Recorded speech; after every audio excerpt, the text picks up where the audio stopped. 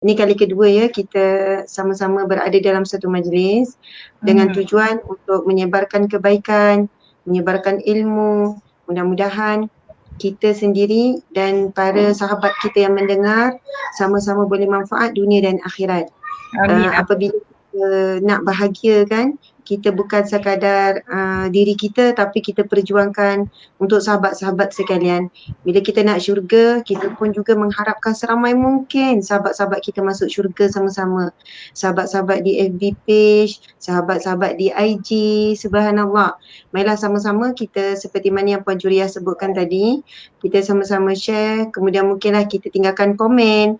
Walaupun kadang komen kita tu biasa je, bagi salam, kadang bagi emoji ataupun mungkin ada yang bertanya soalan pada komen. Ia membantu sebenarnya. Ada orang dia segan nak share tapi dia tinggalkan komen. Ada orang nak komen pun segan, subhanallah.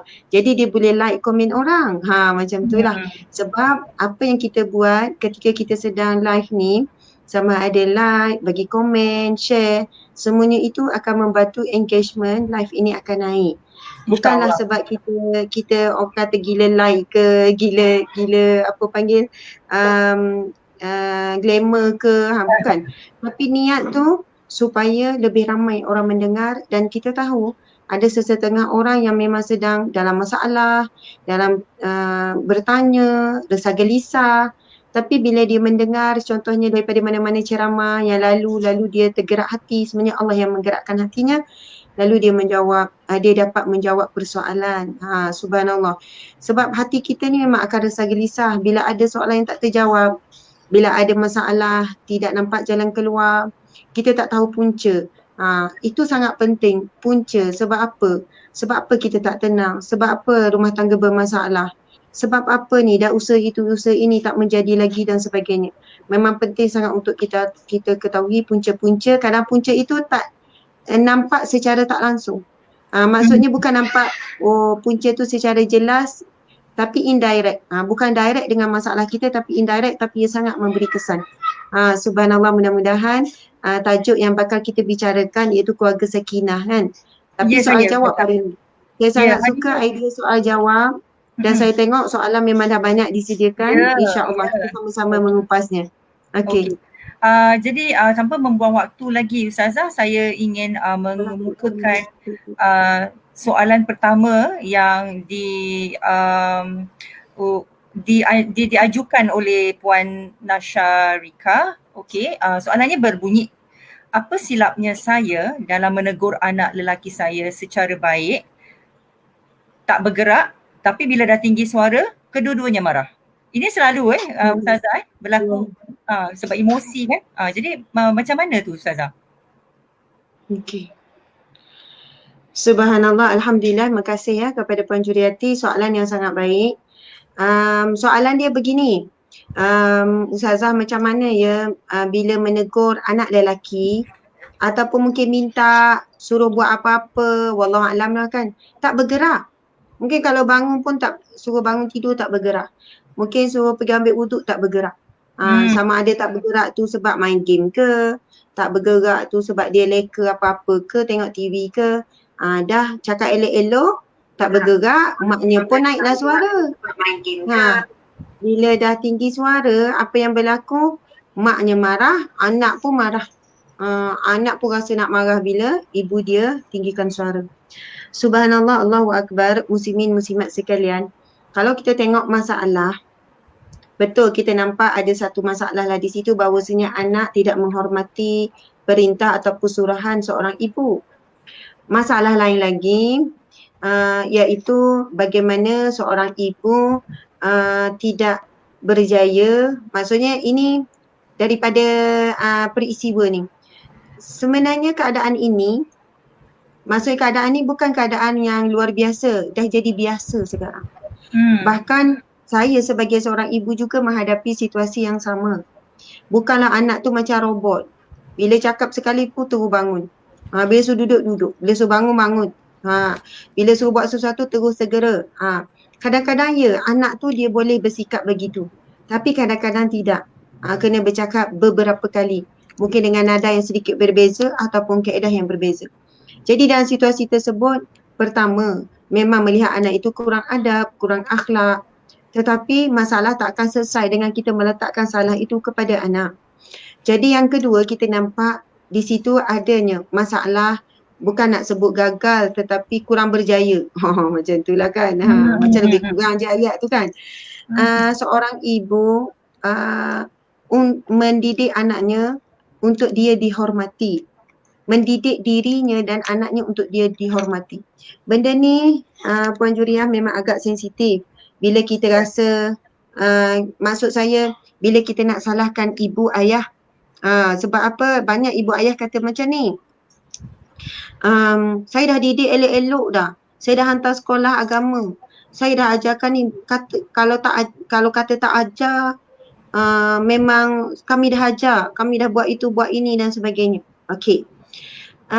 Perkara begini memang selalu diajukan kepada saya, terutamanya bila ibu bapa datang mengadu. Dulu saya kerja peninjau rumah tangga tentang perihal anak. Pertama, wahai ibu ayah sekalian, cabaran mendidik anak-anak ia bermula daripada kita mendidik diri kita. Maksudnya, di antara punca utama kegagalan kita mendidik anak-anak, sama ada untuk menghormati perintah kita, memenuhi permintaan kita, menghormati kita dan sebagainya, ia ada kaitan dengan gagalnya kita mendidik diri kita sendiri. Subhanallah. Mungkin kadang-kadang kita tak sedar. Ada ketikanya suami kita panggil, kita juga tak bergerak. Ada ketikanya ibu ayah kita meminta sesuatu, kita lambat menunaikannya. Walaupun anak kita tak nampak. Contoh mak kita telefon, nak tolong ni, minta tolong. Okey mak, nanti kita buat. Lepas 2 hari tak buat lagi yang mak minta tolong tu. Minta maaf mak, orang sibuk, orang tak ingat lah. Okey, anak kita mungkin tak tahu yang kita melambat-lambatkan permintaan ibu ayah kita, walaupun ibu ayah kita duduk jauh, bukan duduk sekali ni.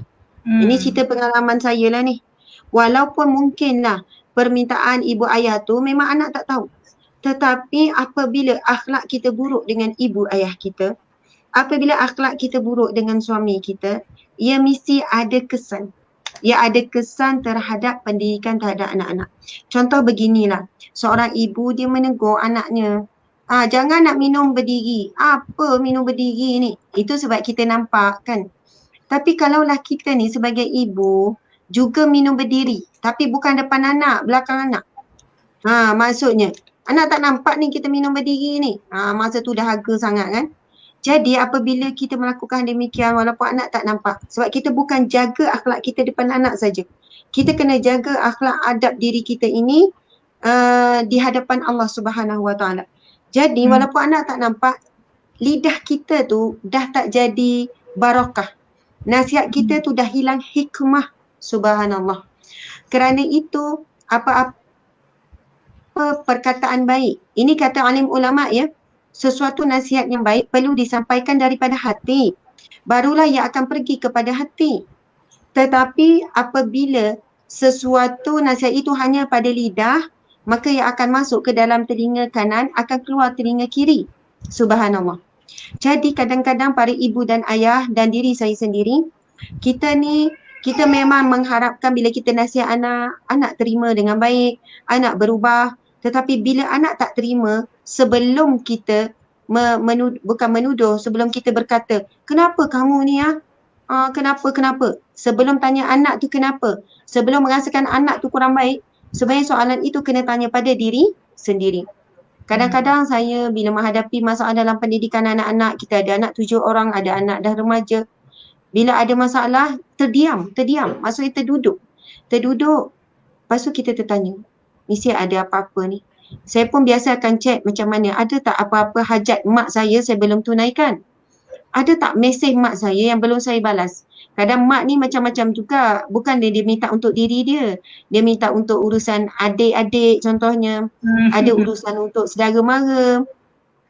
Ada tu tentang urusan orang susah yang mak saya sampaikan. Maksudnya ada urusan orang susah yang mak saya kenal. Lepas tu mak saya cakap, pergilah ziarah ni orang susah ni saudara jauh ni contoh kan. Jadi kita kata okey, lama-lama kita terlupa untuk menguruskan harapan permintaan mak. Jadi kadang saya fikir, mungkin sebab saya tangguhkan ni, jadi anak pun menangguh-nangguhkan permintaan kita. Anak tak segera. Jadi apa berlaku sebenarnya, anak-anak itu cerminan kita. Kalau ibu bapa boleh terima ayat ni, kita akan jadi ibu bapa yang lebih baik. Anak itu cerminan kita. Kalau anak tinggikan suara, cerminan diri kita, ya Allah, aku tinggikan suara terhadapnya. Aku tinggikan suara terhadap suami. Aku tinggikan suara terhadap orang yang lebih lemah. Mungkin kita di pejabat, kita dengan orang bawah, kita tinggikan suara. Kalau kita rasa anak itu macam mempelekehkan kita, mungkin kita di luar pun kita ada akhlak mempelekehkan orang lain. Bila kita ada sifat sebegini, kita akan rasa nak perbaiki diri. Dan insya-Allah, yakinlah Allah akan perbaiki akhlak anak kita. Sebab itu saya nak sebut sebelum tutup ni, soalan ni dua perkara. Pertama tadi tu, cabaran mendidik anak-anak paling utama adalah bermula daripada mendidik diri kita sendiri. Sebab itu nak jadi ibu misali, ibu contoh, memang kena kita berubah dan kita didik diri kita. Cubalah buat 1 minggu. Cuba ibu ayah buat 1 minggu saja. Tak percaya buat, nanti terkejut dengan hasilnya. Dalam tempoh 1 minggu, cuba nekat dengan suami isteri. Ataupun isteri cakap pada suami. Ni selalulah saya buat sebab saya pun nak perbaiki diri selalu. Kadang kita hilang sabar dengan anak, asyik marah-marah, lepas tu kita cakap, bang, insya-Allah 1 minggu ni saya tak nak tinggi suara bang. Anak macam mana pun saya nak cakap elok-elok je. Kalau anak tu tak dengar pun masa tu, tak apa, saya memilih untuk sabar. Saya tak nak tinggi suara. Dalam minggu ni juga saya tak nak cubit, tak nak pukul anak. Walaupun anak tu macam mana pun tak apa bang. Dan pada 1 minggu ni saya nak banyak berdoa je. Kalau misal kata anak tu bila panggil, Along, jap lah. Kalau ikut rutin biasa, kejap bila nak datang. Mungkinlah tinggi suara. Tapi saya nak gantikan dengan doa bang. Ya Allah, lembutkanlah hati anakku, ya Allah, perelokkanlah akhlaknya, ya Allah, bila aku memanggilnya, ya Allah, segeralah dia datang menyahut, ya Allah. Maksud saya ialah cuba ubah daripada kita mengeluh, daripada kita marah kepada doa. Ya Allah, doa ini satu perkara yang paling hebat untuk umat Islam. Doa adalah satu, Nabi sebut ad-du'a silahul mu'mini, doa adalah senjata umat Islam. Senjata, kalau sebut silah, senjata ni kalau kita nak lawan musuh kan, senjata ni nak pertahankan diri. Jadi bila kita berdoa sebagai senjata ni nak lawan siapa ni doa ni? Senjata ataupun namanya doa sebagai senjata ni nak lawan apa? Nafsu kita sendiri. Nak lawan apa? Lawan syaitan, iblis. Nak lawan perkara yang boleh merosakkan anak kita, yang boleh merosakkan diri kita. Sebab itu, siapa yang banyak mengubah doanya, keluhan, marahnya kepada doa. Ikutlah, kadang-kadang kan ada orang tu, bukan orang lain pun, kadang saya sendiri kan, kita adalah nak teringin apa-apa dengan suami kan. Contohlah ada orang kata, Ustazah, saya teringinlah suami saya panggil saya sayang. Tapi saya dah minta dia panggillah saya sayang. Suami ni tak ada. Je. Suami ni memang maksudnya tak biasa ni. Dan geli-geleman lah dia kalau nak panggil sayang. Mungkin dia membesar dalam keadaan situasi keluarga yang tak mudah ni nak cakap sayang-sayang ni. Jadi kata Ustazah macam mana? Ya saya dah minta. Kadang merajuk saya. Saya nak dengar dia sebut sekali je. Tak ada dia panggil sayang. Lepas tu saya kata puan dah minta berapa lama? Dah lama, dah bertahun dah kahwin. Saya nak juga macam orang lain tu panggil sayang-sayang. Saya tanya puan berdoa tak? Minta tak dengan Allah? Tak adalah saya nak minta. Benda macam tu nak minta ke? Ya Allah, kalau para ahli ulama sebut, ada ahli sufi sebut, mintalah dengan Allah walaupun garam. Kalau kita fikir kalam ahli ulama ni, kalam sufi ni, dia kata mintalah dengan Allah walaupun garam. Walaupun secubit garam. Garam ni, kita tahu benda murah. Satu plastik tu RM1 lebih je ke RM2. Macam tu lah. Kalau garam kita habis, kita tak ada minta dengan Allah kan? Maksudnya garam habis, suruh je lah suami beli, tak pun anak beli. Maksudnya, tetapi adab dan akhlak orang-orang soleh, walaupun garam, minta dengan Allah, ya Allah kurniakanlah, ya Allah berikanlah aku garam, ya Allah, aku perlukan garam. Bukanlah bermaksud tiba-tiba garam ada tercongok depan, tak. Tapi lepas tu usahakanlah garam. Dan apabila ia mendapati garam tersebut, dia akan merasakan garam ini datang daripada Allah. Allah memberikan kekuatan, kemampuan untuk berusaha. Rezeki yang dia beri daripada Allah. Kemudian tenaga yang beri, tekan minyak ke apa, pergi kedai, semua tu daripada Allah. Dan akhirnya garam itu sampai kepada kita merasakan bahawasanya ia datang daripada Allah, bukan sebab usaha kita, bukan sebab kita ada duit. Duit itu pun rezeki daripada Allah Subhanahu Wa Taala. Jadi saya kata, kenapa puan tak minta dengan Allah? Maksudnya boleh, ya Allah, ringankan lidah suamiku ya Allah untuk memanggil aku dengan panggilan yang aku suka. Aku suka dia panggil aku sayang ya Allah. Bila tengok suami tu hati terlintas, ya Allah bukakanlah pintu hatinya, ringankan lidahnya untuk panggil aku sayang. Kalau kita tahu akhlak Nabi SAW, Nabi memang akan Nabi suka dan Nabi akan memanggil isteri dengan panggilan yang isteri suka. Sebab itu suami yang soleh, kalau ada orang lelaki yang tengok sama sekarang, suami yang soleh, dia akan tanya, mungkin awal kahwin, tak apalah, dah terlambat pun tak ada masalah, lagi tak mati tak terlambat namanya. Dah kahwin 20 tahun pun, baru terdengar kan antara sunnah Nabi. Bila buat sunnah Nabi ni walaupun kecil, mesti ada banyak pahala, mesti ada barakah. Contoh kita tanya, suami yang baik tanya, nak tanya awak ni, awak suka saya panggil apa?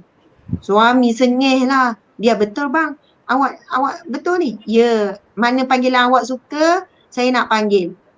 Mudah-mudahan mana tahu melalui cara tu lah saya boleh masuk syurga, dapatlah pahala daripada saya panggil awak nama awak ataupun panggil maknya, neneknya, yelah atuknya, panggil Umi, panggil Abi, itu suka juga. Tapi mungkin ada isteri ni, dia memang ada panggilan yang dia nak, dia teringin. Awak panggil saya Habibati lah, kekasihku.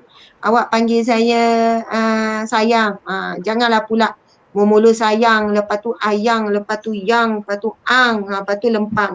Tak nak lah macam tu kan, tak boleh lah. Maksudnya tanya, sebab Rasulullah memang ada panggilan-panggilan tertentu kepada isteri-isteri. Tapi janganlah pula panggilan tu pelik benar kan.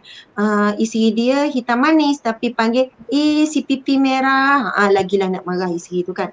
Okey, para ibu ayah, itu saya selit sikit lah tu, tapi mudah-mudahan dapat sikit ilmu. Ibu ayah pun kena tanya anak-anak. Kadang-kadang tanya anak kita kan, suka Umi panggil apa? Ada yang tu jawab panggil ustaz. Oh, kecil lagi dah suruh panggil ustaz. Kita tanya dia cita-cita nak jadi apa? Cita-cita, kalau anak saya lah, cita-cita bertukar selalu, setiap tahun bertukar. Dan tak adalah kita marah bila anak tu tukar cita-cita dia kan. Tahun ni nak jadi tu, oh dah tukar pula ya. Sebab dia orang membesar, dia orang baca, dia orang tengok, dia orang perhatikan. Jadi kita bagi kebebasan untuk dia ada cita-cita. Bukan mesti ikut apa yang kita nak, sebab kita tak tahu lagi kemampuan dan Allah ciptakan manusia ini berbeza. Jadi kadang dia berubah, lepas tu kita kata panggil doktor lah ya, kerana dia doktor. Ada yang nak di bakery, ada yang nak jadi muazzin, bilal. Jadi subhanallah, mungkin di situlah komunikasi kita dengan anak semakin baik. Tapi minta maaf lah jadi panjang kan soalan tu. Sebab kepada ibu ayah menghadapi situasi ini, saya juga hadapi situasi ini. Jadi apa yang ketika bila anak tu adab ataupun akhlaknya bermasalah, ketika itu kita merasakan, saya sendiri biasanya kita akan reflect pada diri kita, kita akan muhasabah diri, ada akhlak aku yang buruk ni, kerana itu Allah menegurku daripada anakku. Maksud Allah sebenarnya nak tegur kita, tapi Allah tegur melalui anak. Sebab itu ada kisah ibu bapa yang baik, yang hebat, ibu bapa yang hebat di Indonesia, yang 10 orang tak silap anaknya semua hafiz-hafizah. Tapi hafaz Quran tu bukannya dia hantar anak dia ke tahfiz ya. Bila saya baca kisah dia, mak ayah dia pun hafiz-hafizah juga. Kenapa? Boleh tukar sekarang? Tak jelas ya? Tak, senang, tak ada dua kan. Nanti boleh satu lagi Syirah pegang kat sini. Okey, subhanallah. Okey, dah boleh. Okey, subhanallah. Jadi antaranya masa tu saya baca, anak dia bukan dia hantar khusus. Ada anak dia doktor, ada engineer tapi semua hafaz Quran, dan kebanyakannya mereka menghafaz di rumah, dan ibu bapanya pun hafaz Quran. Ada yang habis 30 juzuk, ada yang baru 20 juzuk, ada 5 juzuk, tengok umur anak-anak dia lah. Dan suasana rumahnya suasana Al-Quran, anak-anak bebas memilih kerjaya, tetapi semuanya terpandu dengan Al-Quran. Maksudnya dalam hati, kehidupan, lidah, berakhlak dengan Al-Quran dan sebagainya. Tapi suami isteri ni yang saya baca ni lah, dia kata apabila anak-anak ada masalah dalam pendidikan anak-anak ada akhlak yang buruk, ada masalah, perkara pertama yang dia buat suami isteri adalah solat taubat. Solat taubat. Perkara pertama yang dibuat solat taubat. Sebab dia kata saya percaya apabila Allah menguji, apabila anak menyakitkan hati kepada ibu ayah dengan akhlaknya ataupun dengan kata-katanya, dengan apa saja, sebenarnya Allah ingin menegur kami. Dia kata ingin menegur kami suami isteri sebagai ibu ayah. Mungkin ada silap kami dalam mendidik ataupun ada keburukan akhlak kami. Jadi kerana itu apabila ada apa-apa masalah dengan anak, kami akan segera solat taubat dengan Allah. Mudah-mudahan dengan itu Allah akan memperelokkan kembali akhlak anak-anak kami. Subhanallah, kita kena sedar satu perkara ibu ayah sekalian. Anak-anak ini amanah daripada Allah. Kalau kita buat ikut cara yang Allah suruh, Allah perintahkan, insya-Allah anak-anak itu akan jadi saham kepada untuk kita masuk ke syurga Allah. Tapi kalau amanah ini kita didik bukan mengikut kehendak Allah, tapi kehendak nafsu kita. Keinginan kita nak anak macam ni. Kita nak begitu begini kerana kita. Puas hati kita sebagai ibu. Kita nak memuaskan kehendak kita. Kita bimbang, akhirnya anak itu bukan jadi saham kepada ke syurga, tetapi anak itu na'udzubillah mengheret kita ke neraka. Na'udzubillah min zalik. Sebab itu kalau kita kecewa, anak itu tak hormat kita kerana kita, jadi kita bimbang. Kita sebenarnya didik anak untuk kita, bukan kerana Allah. Kalau anak kita dekat dengan kita tapi jauh daripada Allah, itu tanda-tandanya. Kalau anak kita dia jaga solat, dia jaga ni, maksudnya kalau dia jaga diri dia dengan Allah, insya-Allah dia akan jaga diri kita dengan diri dia dengan kita. Nanti insya-Allah kita akan share lagi dalam soalan seterusnya. Mudah-mudahan menjawab sedikit ya. Ya, Alhamdulillah Ustazah. Banyak tu Ustazah dia punya kupasan tu sebenarnya. Salah satu yang saya ambil sebagai iktibar tu, anak itu cerminan kita. Sesuatu yang impact bagi saya. Alhamdulillah. Okey, soalan seterusnya Ustazah. Soalan ni a bit complicated lah tapi saya akan cuba sedaya upaya untuk memberikan. Okey, bagaimana nak besarkan anak-anak jika kedua-dua belah pihak, masalah keluarga sendiri dan juga mertua, masing-masing mempunyai masalah adab buruk dan salah satu daripada mereka merasakan okey dengan budaya kebaratan. Okay, jadi ini tidak diketahui sebelum berkahwin, tapi setelah berkahwin baru dia nampak sifat-sifat yang ada di dalam keluarga ni. Tapi antara mereka berdua, suami isteri, mereka ingin juga berubah. Alhamdulillah kat situ mereka ingin berubah dan berdoa supaya tidak sentiasa diberikan hidayah. Tapi disebabkan itu mereka rasa jauh dengan keluarga masing-masing. Jadi mereka bertanyalah, Puan Nur bertanya bagaimana untuk apakah minda seperti ini betul, sisirkan diri dari keluarga untuk menjaga hubungan dengan Allah ataupun untuk mendapatkan hidayah dari Allah, jadi macam itu. Subhanallah, Alhamdulillah, Allahu Akbar. Terima kasih pada yang bertanya. Soalan tu sebenarnya kita faham berat sangat. Soalan tu berat lagi lah orang yang menanggungnya, memikulnya. Maksudnya soalan dia ialah pasangan suami isteri ni mula rasa nak berubah, ada banyak sebab, ada banyak asbab lah yang Allah beri rasa nak berubah tu. Mungkin daripada ilmu yang didengar, mungkin daripada peristiwa-peristiwa yang berlaku. Tak apalah, bila saya cakap tak payah pegang. Daripada peristiwa yang berlaku ataupun apa-apalah kan, Allah bila nak berikan kebaikan kepada seseorang itu, antara hadis Nabi SAW, ma yuridillahu bihi khairan. Barang siapa yang Allah ingin berikan kebaikan, kebaikan hidup di dunia, kebaikan hidup di akhirat, Allah beri apa? Yufaqihu fid din. Allah berikan kefahaman dalam agama. Allah akan beri kefahaman dalam hidupnya, dalam menguruskan hidupnya, dalam agamanya. Dia rasa ingin kembali kepada Islam, kembali kepada fitrah, nak berubah lebih baik dan sebagainya. Jadi isu mereka ialah apabila latar belakang kedua-dua keluarga bukanlah latar belakang yang kuat pegangan agama. Ia ada agama tapi tak kuat. Mungkin dari sudut pergaulan agak bebas contohnya. Mungkin dari sudut aurat kemungkinan. Mungkin juga dari sudut amal Islami, daripada sudut solat sunat, Al-Quran, zikir dan sebagainya. Sebenarnya masalah ini dihadapi oleh ramai sangat. Dan saya jumpa ramai yang datang jumpa dan cerita apakah kesan berlaku bila mereka nak berubah. Cuba bayangkan ya kepada orang non-Muslim yang masuk Islam. Orang non-Muslim masuk Islam, Subhanallah. Contohnya bersama dengan saya ni pun ada mu'alaf ni kan panggil masuk ada bersama dengan saya ni ada seorang mu'alaf, kita ambil sebagai staff. Nama dia Nadia. Dia adalah mu'alaf daripada orang asli, subhanallah. Dah masuk Islam daripada tahun 2015. Maksud 5 tahun lah dah masuk Islam. Jadi peringkat awal bila kita dengar cerita dia masuk Islam, ibu, ayah, adik-beradik semua marah. Dan kita biasa dengar mu'alaf masuk Islam dibuang keluarga, hidup merempat, dibuang kerja, daripada dulu ada duit, ada keluarga, penuh kasih sayang. Mereka bukan tak sayang ibu ayah, bukan tak sayang adik-beradik. Maksudnya dulu ada kasih sayang, hidup tenang, boleh duduk dalam rumah, selesa, kerja elok, belajar elok. Tiba-tiba bila dia nak masuk Islam, dia terus dibuang keluarga. Terus merempat, seolahnya sebatang kara. Subhanallah, saya jumpa ramai yang mu'alaf menghadapi situasi ini. Allahu Akbar. Tidur dekat tepi-tepi bangunan, tidur dekat, memang dibuang terus, tiba-tiba mengejut. Subhanallah. Tak dibenarkan solat, tak dibenarkan sekian-sekian. Tapi Masya Allah, contohnya sahabat kita Nadia ni ada depan kita ni, dia kata lama-lama keluarganya terima.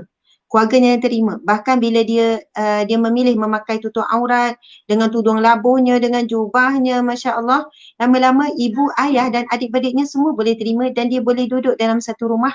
Masya Allah. Boleh sama-sama dalam satu rumah, boleh makan sama-sama dan sebagainya. Jadi muslimin muslimat sekalian, peringkat awal, adakah soalan tadi, adakah betul peringkat awal mengasingkan diri? Adakah betul? Okey, contoh kalau kita pun nak berubah, kalau kita tengok hijrah Rasulullah sallallahu alaihi wasallam. Nabi hijrah daripada Mekah ke Madinah. Siapa tak sayang kampung halaman? Siapa tak sayang sahabat-sahabat Nabi yang telah ketika di Mekah dah stabil dah bisnes, dah stabil dah perniagaan, dah ada yang bercucuk tanam, ada kebun, ada pula bila dia masuk Islam, suami tak masuk Islam terus bercerai, ada pula yang masuk Islam berpisah dengan isteri, berpisah dengan anak-anak. Subhanallah. Maksudnya bila Nabi suruh hijrah tu daripada Mekah ke Madinah itu menuntut banyak pengorbanan para sahabat. Pengorbanan mereka nak tinggalkan tanah air. Subhanallah. Kenapa? Ingin mempertahankan akidah. Kenapa? Kerana hijrah, nak berhijrah. Sebab itu Nabi sebut tu, faman kanat hijratu ila Allah wa rasulihi fa hijratu ila Allah wa rasulihi wa man kanat hijratu li dunya yusibuha au imra'atin yankihuha fa hijratu ila ma hajara ilaih. Maksudnya Nabi sebut siapa yang berhijrah kerana Allah, dia sedang menuju hijrahnya adalah kerana Allah dan Rasulnya.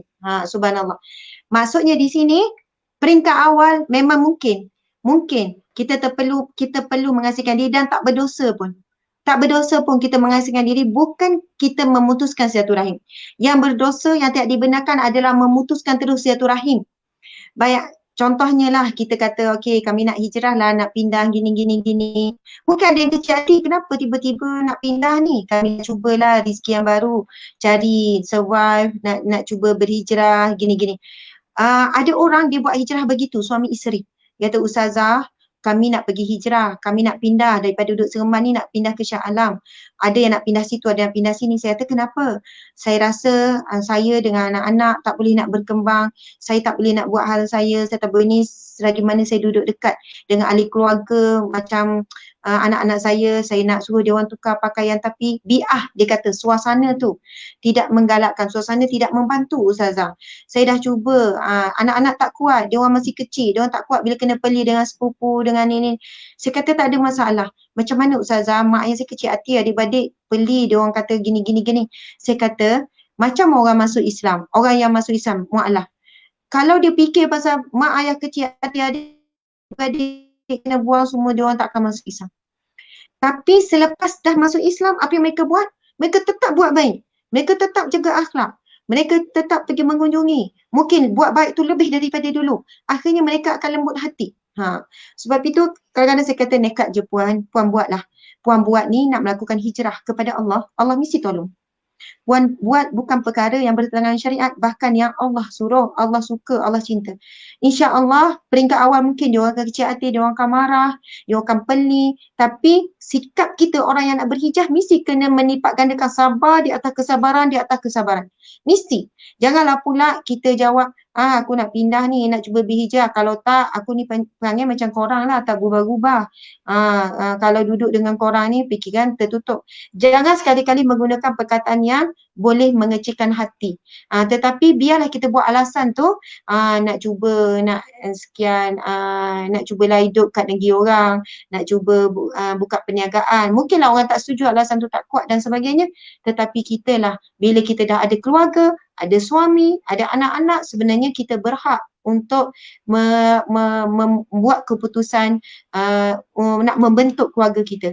Ada orang kata, Ustazah, macam mana mak tu kecil hati? Kan berdosa kecilkan hati mak.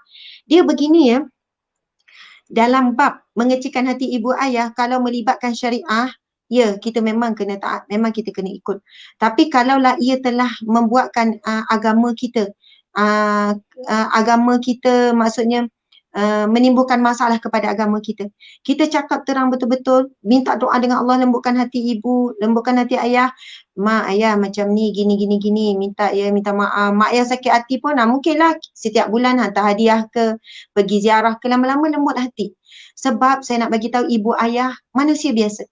Kadang-kadang mereka bercakap mengikut hawa nafsu. Kadang-kadang mereka marah bukan kerana Allah. Mereka marah kerana kecil hati. Lalu perkataan yang dikeluarkan macam-macam lah. Anak tak sedar untung, anak gini. Jadi subhanallah, maka masa itulah kita kena sabar dengan apa pun perkataan, tapi janganlah kerana itu membatukkan kita untuk berhijrah. Sebab nak meraihkan orang tua, ahli keluarga. Jadi kita pun, bang tak payahlah, tak apalah, kita biasa-biasa je lah. Nanti ahli keluarga tak. Sebab bila nak berhijrah menuju Allah, mesti ujian cabarannya memang hebat. Subhanallah. Sama juga, saya jawab sikit. Orang kata, Ustazah, saya nak mula berhijrah sebenarnya. Jadi saya ni bila Facebook dulu saya banyak lara. FB, Instagram, saya banyak tulis benda lara-lara. Saya banyak share, begitu saya follow yang lara-lara, yang lalai-lalai lah. Jadi sekarang saya nak berubah, saya pun tulis lah. Kadang saya update pasal tazkirah, pasal ceramah, pasal ni. Saya kena pelik Ustazah, sampai ada yang unfriend saya. Ada yang unfriend, ada yang block. Ada yang kata, tunjuk baik macam lah kau tu bagus sangat. Macam-macam lah orang kata. Macam mana tu Ustazah? Salah ke nak jadi baik? Salah ke? Adakah salah saya tunjuk, saya share kebaikan? Saya kata tak salah. Memang tak salah, teruskan saja. Saya kata lebih baik orang kata kita menunjuk baik daripada orang kata kita menunjuk jahat. Kadang orang tak faham tu. Saya kata lebih baik kita dikata orang menunjuk baik daripada menunjuk jahat. Sebab di media sosial hari ni ada orang tunjuk baik, ada orang tunjuk jahat. Ada orang melakukan maksiat dan dia tunjuk maksiat dia. Ada orang melakukan keburukan, melakukan apa sajalah benda-benda hiburan, pergaulan bebas, aurat, dan dia menunjuk keburukan, kejahatan, maksiat dia. Jadi apa salahnya kita menunjuk kebaikan? Walaupun kita dikatakan menunjuk-nunjuk, poyo, apa-apalah kan, tak apa. Yang penting Allah tahu niat kita. Niat kita adalah nasihat itu untuk diri kita, dan mungkin ada orang baca, orang mula tanya, kau dah kenapa? Tak ada, aku rasa aku nak berubah je. Aku rasa dah lama dah, hidup pun dah tak lama, kita pun tak tahu. Mungkin sebab dia berkongsi tu ada orang-orang yang sama-sama dia turut sama rasa nak berubah. Sebab apa? Orang yang sama-sama menempuh jalan yang sama lagi mudah untuk kita tarik berbanding kalau orang yang tak pernah melalui jalan tersebut. Subhanallah. Jadi teruskanlah, walaupun peringkat awal memang akan pahit, dipeni, disisihkan dan sebagainya, tetapi pasti manisnya akan ada di hujungnya. Jangan kita menjangkakan jalan untuk hijrah dan merubah ke arah baik ini jalan yang mudah.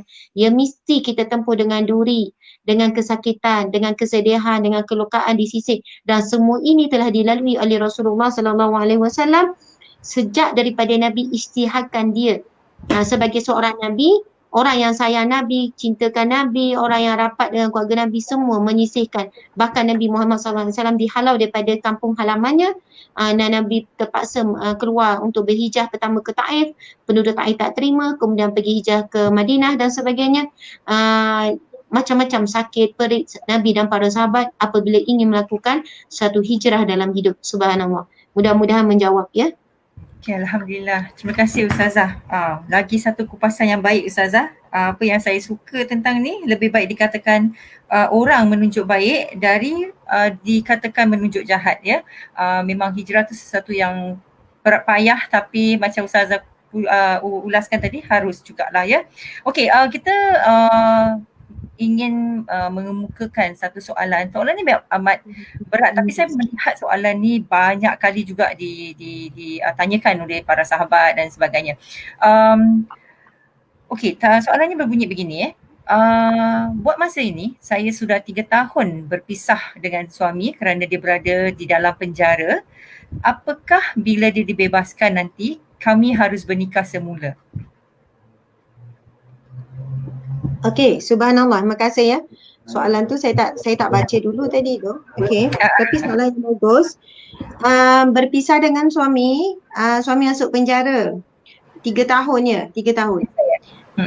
Betul. Jadi bila suami keluar penjara nanti perlu ke nikah balik, akad nikah. Sebab dalam tempoh 3 tahun ni ialah suami tak bagi nafkah. Macam mana suami nak bagi nafkah? Nafkah zahir ke, maksudnya macam belanja, suami pun tak ada pendapatan.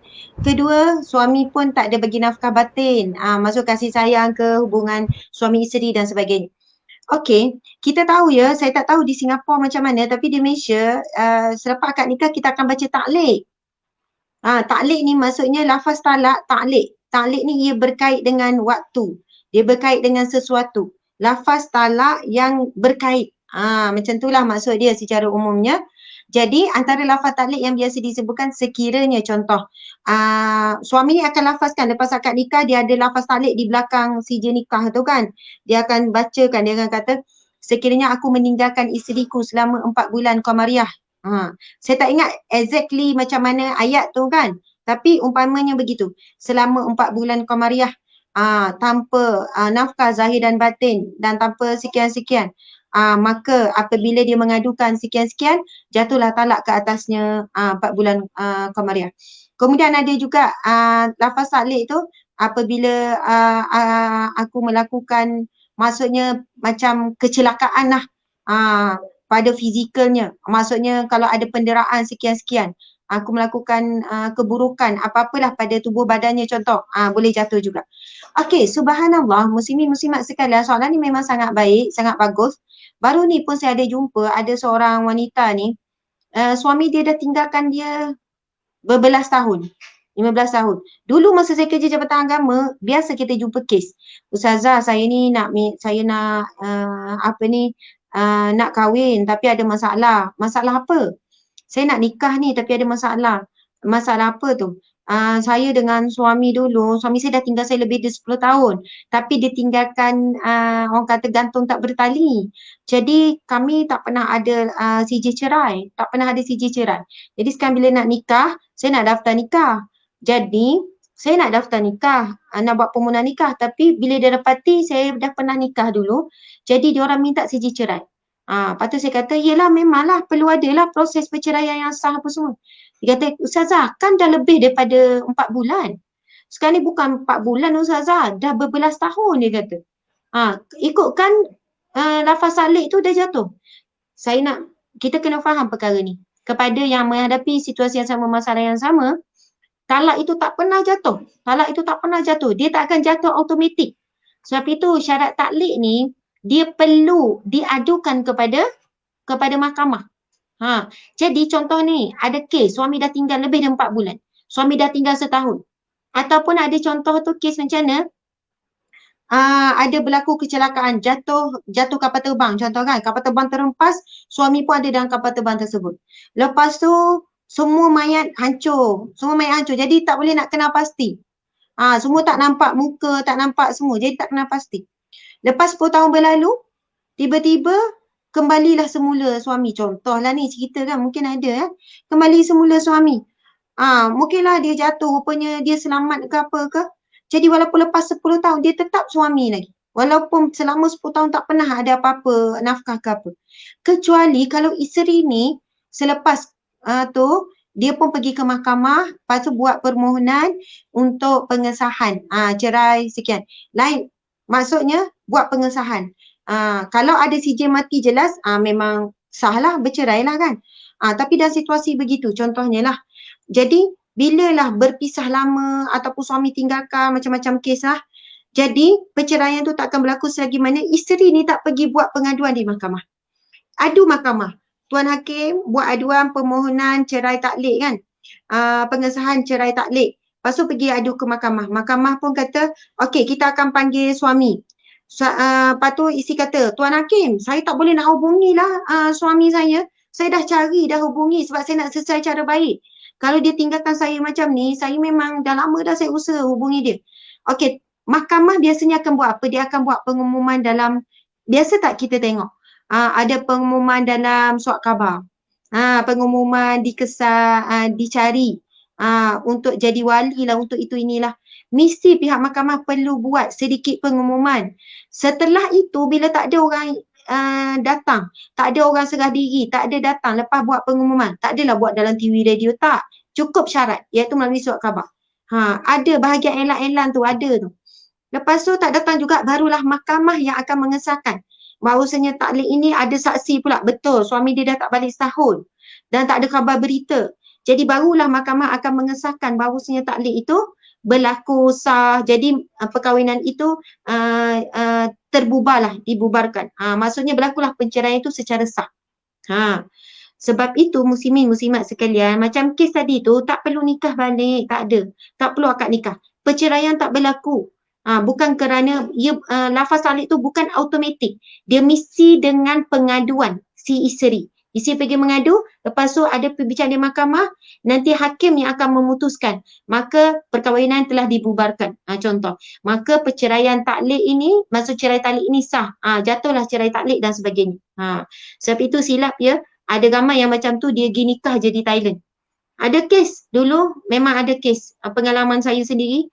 Maksudnya suami ni tak ada apa, dia buat cara mudah, dia kata suami saya ni dah 4 tahun dah tak boleh nak kesan apa semua. Lepas tu dia kata nak buat mahkamah, nak buat nikah, pengesahan nikah tu macam leceh. Jadi dia dah jumpa lelaki ni, jadi dia pergi nikah kat Thailand contohlah. Jadi bila nikah kat Thailand, tak lama suami tu muncul. Macam mana? Nikah kedua dia tak sah. Sebab sebenarnya tak berlaku perceraian dengan suami tu, tak berlaku. Dia bukan automatik bila suami tinggalkan, suami tak bagi nafkah, tak. Sebab taklek tu terikat apabila dia adu dia kepada pihak berkuasa. Jadi berhati-hati sebab ia boleh melibatkan kalaulah dah nikah, lepas tu melakukan persetubuhan, kemudian ada anak pula contoh dengan perkahwinan kedua, sedangkan dia sebenarnya masih lagi isteri kepada suami. Masya Allah, Allahu Akbar. Oh ya, berat Ustazah, banyak yang keliru tentang ni sebenarnya. Jadi Alhamdulillah Ustazah dah kupas dan memberi pencerahan bagi ini. Okey Ustazah, saya juga ada beberapa soalan tentang nafkah. Jadi saya akan ajukan, dia banyak soalannya. Tentang nafkah ni adalah satu topik yang hot lah kata orang tu kan. Tapi saya akan, Ustazah boleh kupaskan semuanya. Jadi saya akan gunakan salah satu soalan yang tertera di sini. Okay, soalannya adalah nanti ya. Okay, apakah bagaimana hendak kita okey kejap jika suami itu mana apakah hukum suami mengabaikan tanggungjawabnya terhadap isteri dengan tidak memberi nafkah, apakah yang harus dilakukan oleh isteri soleh.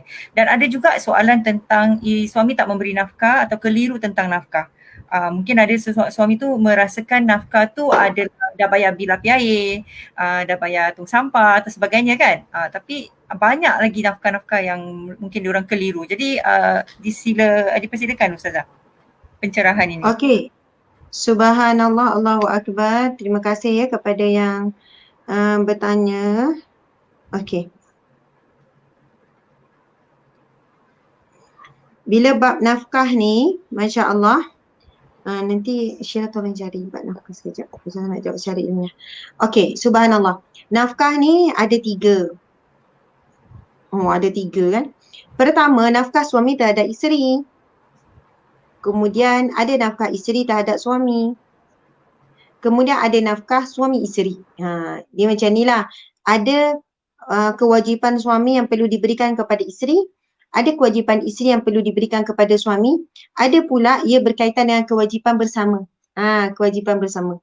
Masya Allah. Jadi pertama, bila sebut pasal nafkah, adakah berdosa suami yang tak bagi nafkah kepada isteri? Jawapannya berdosalah. Hukumnya jelaslah berdosa. Sama juga dengan isteri yang tidak menjalankan tanggungjawab terhadap suami, berdosa. Okey. Ustazah, kalau isteri tu redha tak berdosa lah lagi. Kalau isteri tu redha, Ustazah saya tahu suami saya tak mampu. Jadi saya sebenarnya tak kisah pun. Walaupun tak sebut redha tapi dia kata saya tak kisah. Saya tak kisah sebab dia suami yang baik dan saya yakin bahawasanya rizki Allah dah tetapkan dan rizki yang datang, rizki untuk saya sebenarnya rizki yang datang tu walaupun melalui saya adalah untuk kami sekeluarga. Okey. Kalau nak cakap pasal hukum, nafkah yang wajib bagi seorang suami berikan kepada isteri iaitu pertama tempat tinggal. Yang kedua, pakaian. Yang ketiga, makan minum lah. Yang keempat, iaitu berkenaan dengan kebajikan. Kebajikan ni, kalau kita mudah faham, kesihatan. Kalau isteri sakit, wajiblah dikeluarkan belanja sampailah isteri tu sembuh. Sampai dapat rawatan. Pakaian, ada alim ulama kata cukup kalau setahun 2 persalinan. 2 persalinan ni, maksudnya daripada A sampai Z lah. Kalaulah ni amgatnya, stokengnya, scarfnya, tudung baju, maksudnya kalau setahun 2 persalinan. Sebab ada tanya, kalau pakaian ni macam mana ni? Sebab setiap bulan ni si nak ni. Contoh kan, kalaulah suami dah bagi setiap tahun 2 persalinan, kau dah kahwin 10 tahun dah 20 kan? Maksudnya, kalau suami dah bagi tu, isteri tidak boleh lagi maksudnya mengatakan suami tu kedekut ataupun suami tu tak tanggungjawab. Awak ni tak bertanggungjawab lah, pakaian ni nafkah awak tau. Dah tiap bulan dia beli baju baru, kalaulah sampai tiap bulan isteri kalau ada duit sendiri, dia bolehlah beli. Tapi jangan menekan dan menuduh suami tidak menunaikan nafkah. Bukanlah perlu ditunaikan untuk setiap bulan. Subhanallah. Tapi kalau suami bagi juga baju setiap bulan beli dan sebagainya, saya tak pastilah kenapa perempuan nak sangat baju setiap bulan ni. Tak adalah kita sampai macam tu kan. Ulang je baju yang sama, insya-Allah. Tak ada apa-apa selagi mana baju tu untuk aurat, baju tu barakah, boleh pahala setiap kali kita kita pakai baju tu. Jadi masya-Allah, begitu. Kalau makan minum, ada orang tanya, Ustazah, suami saya bagi makan minum telur, ikan kering, macam tu je. Kira cukup tak tu? Apa-apa makanan yang boleh mengenyangkan. Apa-apa makanan yang boleh mengenyangkan. Kalau suami hanya mampu bagi makanan itu, kira dia dah melaksanakan tanggungjawab lah. Sekali-sekala, sebulan sekali dia mampu bagi ayam ataupun daging. Ustazah, muak dah makan.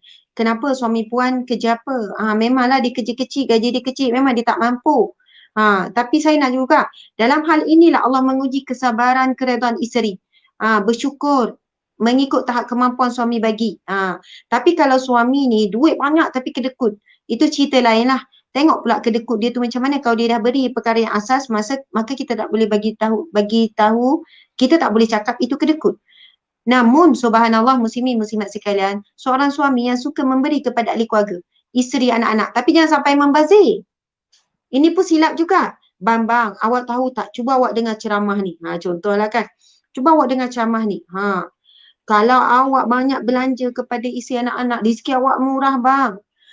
Awak akan berlipat ganda bisnes awak ni. Isteri ni perhabis duit. Kalau membazir, saudara syaitan. Al-mubazirin kanu ikhwani syaitan. Membazir tu saudara syaitan. Jangan sebabkan itu kita buat alasan untuk berbelanja. Lagi banyak awak belanja, lagi banyak. Kalau dah sampai membazir sahabat syaitan juga Allah murka, Allah benci. Membazir adalah satu perbuatan yang diharamkan, berdosa. Subhanallah. Jadi dalam hal ini yang wajib tadi tu tempat tinggal. Tempat tinggal termasuklah elektrik, air, apa-apa. Kalau ada rumah tak ada elektrik tak boleh duduk juga. Kalau tak ada rumah tak ada air tak boleh duduk juga kan. Apa-apalah keperluan basic. Tak perlu rumah, tak sampai syarat perhiasan, sofa sekian-sekian. Cukuplah rumah itu boleh didiami dengan baik, selamat dan sebagainya. Kalau suami boleh bagi lebih keselesaan, tambah aircon pula contoh. Beli pula sofa yang bagus-bagus. Itu dikira sebagai satu sedekah daripada suami ataupun hadiah lah daripada suami. Hadiah dengan sedekah dua-duanya sangat banyak pahala. Jangan kita fikir sedekah saja. Hadiah, Nabi SAW sebut tahabu tahadu. Kalau kamu mencintai, kamu berilah hadiah. memberi hadiah kepada isteri, kepada suami, kepada anak-anak, kepada sesiapa pun. Dia sangat dituntut dan Nabi juga sangat suka memberi hadiah kepada ahli keluarga, kepada sahabat, dan Rasul sendiri juga selalu menerima hadiah daripada sahabat-sahabat. Muslimin muslimat sekalian, tadi kita sebut apa? Tempat tinggal, pakaian, makan minum, kemudian kebajikan. Namun sekiranya seorang suami, kenapa saya cakap benda ni, saya jadi nak cakap detail. Dulu memang ni kerja saya tuan-tuan puan-puan. Sebelum saya jadi penceramah bebas, penceramah seperti hari ini, saya bekerja di Jabatan Agama Islam Negeri Sembilan. Saya JAKIM, Pegawai Awal Agama Islam JAKIM, pernah jadi penolong pengarah bahagian Undang-Undang Keluarga Islam. Jadi ketua unit runding cara. Kalau orang kata kaunselor lah, ketua unit runding cara. Tapi saya tak boleh sebut saya kaunselor sebab saya bukan kaunselor berdaftar. Tapi masalah rumah tangga memang sangat banyak dirujuk dan sebagainya. Jadi masalah tentang bab nafkah perkara aduan yang paling tinggi. Aduan tentang nafkah. Suami tak bagi nafkah, isteri mengungkit sekian-sekian. Bila dibawakan perbincangan tentang nafkah ni kan, subhanallah, di sini saya tengok beberapa perkara yang perlu kita sebagai suami isteri dan terutamanya pada isteri lah. Allah sedang menguji kita kadang-kadang melalui kekurangan dari segi keuangan suami. Di situlah Allah menguji kita sejauh mana kita redha dengan ujian Allah. Sejauh mana kita menjadi isteri yang tetap sabar, redha, dan kita memang niat kita ataupun fokus sama kita adalah nak masuk syurga sekeluarga. Jadi orang yang fokus nak masuk syurga sekeluarga, apa pun ujian yang datang dia akan uruskan dengan baik. Dia bukan jadikan ujian yang datang, masalah yang datang daripada suami contohnya sebagai sebab untuk dia tak bahagia dalam rumah tangga tu. Tetapi kekurangan yang ada menambahkan lagi kebahagiaan apabila apa? Dia menunjukkan sifat ihsan, belas kasihan pada suaminya. Dia menunjukkan sifat pemaaf dia pada suaminya. Sifat tak berkiranya pada suaminya dan sebagainya. Kalaulah saya nak selesaikan masalah ni dengan saya kata, Tuan kenalah kerja lebih masa, kerjalah 2-3. Tuan kena memenuhi keperluan isi anak-anak ni. Nescaya dia tak selesaikan masalah. Sebab apa? Kita satu keadaan kita terima hakikat macam ni. Saya bukan nak backup lelaki ni ya. Bagi suami yang mampu tetapi dia tidak mahu, maka berdosa. Jelas berdosa.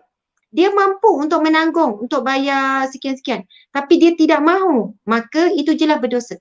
Tapi bagi yang tidak mampu dan dia mahu tapi dia tak mampu, di sinilah seorang isteri perlu bertolak ansur dengan suaminya. Perlu sabar dan redha dengan apa sekadarnya yang suami bagi. Kalau suami hanya mampu nasi telur, redha, subhanallah. Bersabar, mudah-mudahan dengan itu Allah tambahkan rezeki. Subhanallah. Jadi bagi seorang suami yang tidak mampu untuk menunaikan keperluan, tadi yang tanya pasal bil api, bil air contoh kan, Masya Allah. Bagi wanita yang bekerja, saya akan bertanya, saya akan tanya, Puan bekerja kerana apa? Saya kerja nak bantu ekonomi keluarga Ustazah. Lepas tu kenapa Puan berkira-kira pula hari ni nak share bayar sewa rumah, nak share api air, nak share keperluan rumah. Lepas tu isteri ni akan jawab, Ustazah, dulu ya, tapi sekarang suami saya dah naik pangkat. Suami saya, gaji dia dah tinggi, dia sebenarnya boleh bayar semua. Tapi dia nak juga saya bayar sama, api air, makan, minum apa semua. Macam mana tu Ustazah? Saya suka nak jawab soalan ni macam ni. Seorang wanita bila dia keluar bekerja, kalau kita tengok hukum dari segi alim ulama, bila bincang tentang hukum wanita keluar bekerja, lalu di sana ada pendapat yang paling kuat lah. Wanita dibenarkan dan lagi seorang isteri keluar bekerja pertama dengan izin suaminya. Yang kedua apa? Dengan tujuan ada keperluan, bukan kerana suka-suka. Tak ada keperluan pun, suami mampu sekian-sekian tapi kerana suka-suka. Maksud dia keluar kerja tu ada sebab. Sebab apa? Wanita itu tempat yang terbaik baginya adalah di rumahnya. Dia keluar kerana ada keperluan. Nak pergi ziarah orang, perlu beli barang, perlu bekerja, bila bekerja ni kita kan berhubung dengan ramai orang. Dia akan jumpa orang sana, orang sini, berurusan dengan lelaki dan sebagainya. Jadi kadang-kadang maruah seorang wanita muslimah itu sukar dijaga. Suasana pergaulan pun jadi kurang baik bila ramainya pergaulan antara lelaki dan perempuan. Jadi apabila kita cakap niat kita dulu. Suami izinkan tak? Suami izinkan. Lepas tu niat, ya saya niat nak bantu keluarga. Okey. Kalau begitu ada keperluan, ya ada keperluan. Jadi bila sampai satu tahap, satu ketika dah kerja 10 tahun, suami naik pangkat, tiba-tiba dia lupa niat asal dia. Dia lupa tujuan asal dia adalah untuk sama-sama membantu keluarga. Jadi di sini kita bimbang isteri ini keluar dalam keadaan suami tak redha. Ya, ramai suami yang datang madu, Ustazah.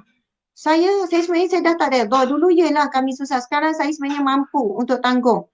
Yelah mengikut kadar kemampuan saya lah. Mungkinlah kalau dia berhenti kerja, kami tak boleh nak mewah sangat lah. Tetapi Ustazah, daripada dia keluar kerja dan dia tak bagi langsung sentuh. Dia kata duit saya duit dia. Dompet saya dompet dia. Tapi duit dia tak bagi sentuh langsung. Setiap bulan dia beli itu, dia membazir itu, dia duk menyimpan, dia beli emas, dia beli ni. Bagi saya kalau macam ni hati saya tak tenang, hati saya tak seronok. Sedangkan Allah Subhanahu Wa Taala berfirman di dalam Al-Quran, "Wa min ayatihi an khalaqalakum min anfusikum azwajan litaskunu ilaiha." Antara tanda-tanda kebesaran Allah, kehebatan Allah, dijadikan daripada kalangan kamu pasangan kamu, litaskunu ilaiha, supaya kamu rasa tenang dengannya. Wa ja'ala bainakum mawaddatan wa rahmah, dan dijadikan di antara kamu kasih sayang. Kasih sayang, mawaddah, belas kasihan dan sebagainya. Jadi muslimin muslimat sekalian, untuk mudah faham, sebuah rumah tangga yang ada masalah berkira-kira ni, isteri berkira ke, suami berkira ke, tak kira lah, dia akan menggugat rasa tenang. Saya akan tanya isi, puan rasa kalau suami berkira puan rasa seronok tak? Memanglah tak seronok Ustazah, kedekut. Memanglah. Kalau boleh, dia tak berkira, dia tak kisah. Habis tu puan berkira dengan dia, rasanya dia rasa tenang tak? Dia rasa seronok tak? Samalah. Maksudnya kadang kita ni orang perempuan, kita tak berkira dengan kawan mungkin. Kenapa? Tak berkira dengan adik-beradik mungkin. Tapi kenapa kita boleh berkira dengan orang paling dekat dengan kita, iaitu suami. Ini contoh. Tapi saya nak cerita satu kisah ya. Saya nak cerita satu kisah benar ni. Sahabat saya sendiri, Masya Allah. Dia wanita yang berkejaya sebelum nikah dan kejaya dia kejaya yang hebat lah. Saya tak sebut kejaya apa, tapi contoh sebab saya takut orang kawan-kawan saya boleh tahu siapa dia. Kejayanya contoh, antara kejaya-kejaya yang hebat kita nampak apa dia?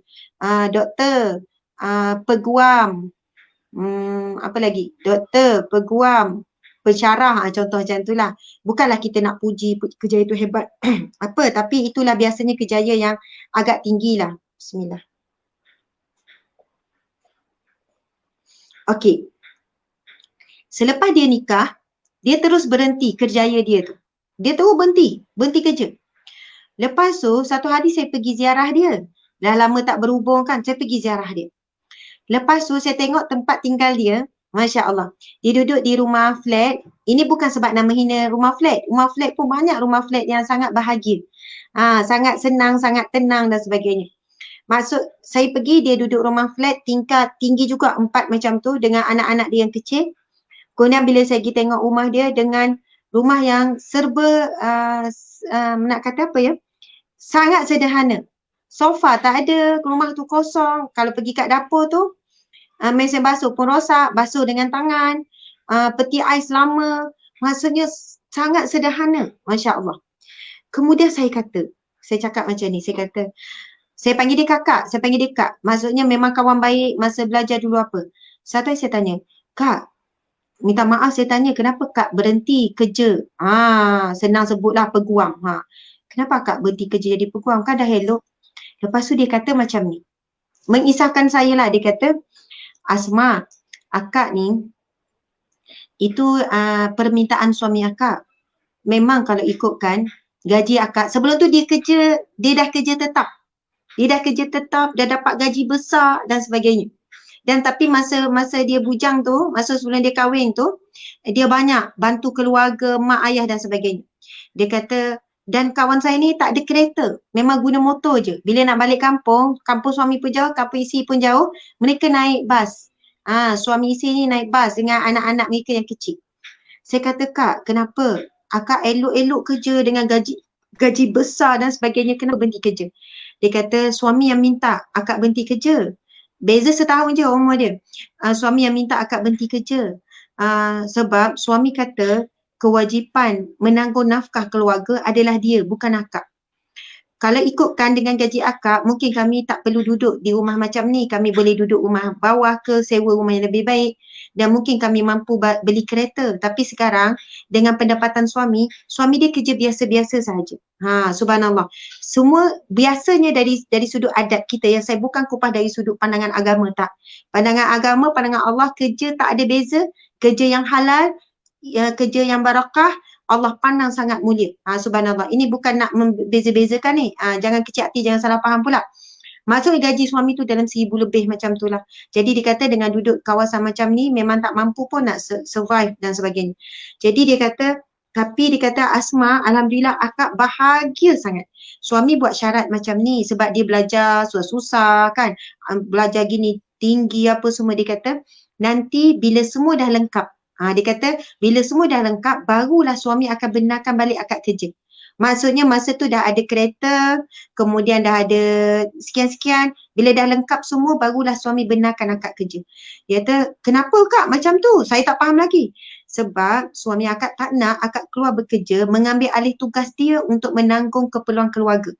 Jadi Alhamdulillah, dia kata, Asma, makan cukup, kami bahagia, kami seronok. Dan saya memang tengok dia pasangan yang sangat berkasih sayang. Pasangan yang sangat bahagia. Sebab saya bukan sekali dua jumpa dia. Saya jumpa dia sangat kerap. Sebab apa, dia mengatakan saya kuliah dekat surau rumah dia. Macam tu lah. Jadi saya banyak belajar tentang redha seorang isteri. Dan dia kata rezeki kami tak pernah, rezeki sentiasa ada. Bila saya jumpa dia kan wajah dia tenang, senyum, ceria je. Bila pergi rumah dia, Asma tak apa ke? Kita duduk kat lantai contoh kan. Tak apa, dia masak, dia hidang itu ini macam subhanallah, Allahu Akbar. Seorang wanita yang solehah dan akhirnya Alhamdulillah mereka dimurahkan rezeki. Tak lama mereka boleh menaik taraf kehidupan mereka sekian-sekian. Dia kata Alhamdulillah walaupun dia tak dapat apa yang seperti mana orang lain dapat. Kalau fikir-fikir sepatutnya akan dapat sekian-sekian. Tapi rupanya bila dapat redha suami, bila taat pada perintah suami, Allah gantikan dengan rasa damai pada hati. Hati tenang, hati damai, didik anak dengan baik. Dan anak dia masa tu umur dalam 2 tahun lebih, tak siap saya. Hafal Quran, dia kata Alhamdulillah, anak-anak hafal Quran, seronok, anaknya berakhlak baik, dia juga wanita yang solehah, Allah permudahkan urusan mereka. Masya Allah. Jadi di situ saya belajar, suami dia walaupun dalam keadaan mungkinlah dari satu sudut pendapatan tak tinggi, duduk pula di area Selangor, area KL, tapi dia tetap nekat. Macam mana pun saya sebagai suami, saya nak menanggung semua keperluan keluarga. Maksudnya, tapi isteri tu kena bersedia, makan seadanya, tak ada kereta pun tak apa, duduk seadanya. Subhanallah. Allah sedang menguji pasangan suami isteri ni. Suami yang nak sikap bertanggungjawab, dia kata macam mana pun setiap sen untuk menanggung keluarga ada daripadanya. Dan isteri pun bersetuju dan redha. Subhanallah, Allahu Akbar. Mudah-mudahan pasangan ini adalah pasangan di dunia dan juga pasangan di syurga. Subhanallah. Dan kawan saya ni tak ada Facebook. Walaupun yelah masa sebelum tu dia ada Facebook. Saya tanya kenapa akak dah tak ada Facebook. Itu permintaan suami akak. Ya Allah baiknya akak ni. Susah kak kalau tak ada Facebook. Kita nak berhubung apa. Ya kata Alhamdulillah okey. Dan mula-mula memang memberontak. Tapi suami suruh berhenti Facebook semua. Walaupun terputus dengan kawan-kawan, dia kata tak apa, akak berhubung melalui cara lain. Kadang-kadang dia mesej saya dan sebagainya.